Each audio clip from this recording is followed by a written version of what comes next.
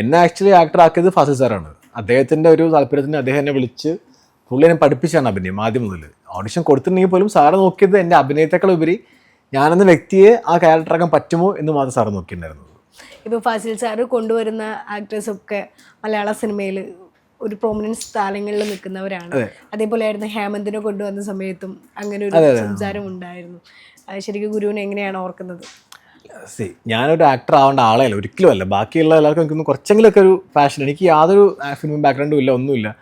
അപ്പോൾ ഞാൻ ഇപ്പോഴും ഭയങ്കര താങ്ക്ഫുള്ളാണ്. കാരണം സാറിൽ ഞാനില്ല, ഈ ഒരു ഫീൽഡിലില്ല. അപ്പോൾ എൻ്റെ വലിയൊരു ആഗ്രഹം തന്നെയുണ്ട്. അപ്പോൾ അദ്ദേഹം എന്നെ കൊണ്ടുവരുമ്പോൾ ഇപ്പോൾ ബാക്കിയുള്ള എല്ലാ ആർട്ടിസ്റ്റുകളും ഈ പറഞ്ഞ പോലെ ഫഹദൊക്കെയാണ് ഒരുപാട് സമയം എടുത്തൊക്കെ പ്രൂവ് ചെയ്തത്. അപ്പോൾ എനിക്ക് എൻ്റെ ആഗ്രഹം അതാണ്, നമുക്ക് സാറിൻ്റെ പേര് കളയാൻ പാടില്ല.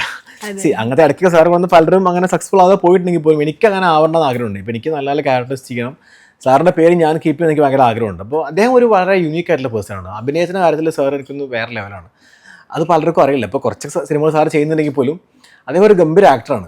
എന്നോട് കുറേ ഇൻ്റർവ്യൂവിൽ പറഞ്ഞിട്ടുണ്ട്, അഭിനയിച്ച് കാണിച്ചു, എല്ലാം അഭിനയിച്ച് കാണിച്ചു. നമുക്ക് പറ്റില്ല അങ്ങനെ ചെയ്യാൻ. കാരണം സാർ ഭയങ്കര ടോളാണ്.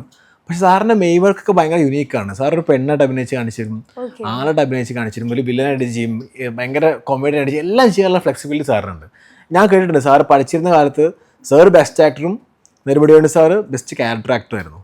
അപ്പോൾ നെടുമുടിയോട് എന്ന് പറയുന്നത് നമുക്കറിയാം എത്രത്തോളം വലിയ ആക്ടർ എന്നുള്ളത്. അപ്പോൾ അദ്ദേഹത്തിനേക്കാളും വലിയൊരു ആക്ടർ എന്നാണ് ഫാസിൽ സാർ എന്ന് അറിയപ്പെട്ടിരുന്നത് കോളേജിലൊക്കെ. അപ്പോൾ സാർ ഒരു ഗംഭീര ആക്ടറാണ്. എനിക്കൊന്ന് കുറേയൊക്കെ എനിക്ക് അതും ഹെൽപ്പ് ചെയ്തിട്ടുണ്ട്. സാർ അഭിനയിച്ച് കാണിച്ചു തരുമ്പോൾ ഞാൻ കുറേയൊക്കെ മിമിക് ചെയ്യുന്നു ആദ്യത്തെ സിനിമയിലൊക്കെ. അപ്പോൾ അത് സാറിൻ്റെ കോൺട്രിബ്യൂഷൻ എനിക്ക് വിലമതിക്കാനാവാത്ത കോൺട്രിബ്യൂഷനാണ്.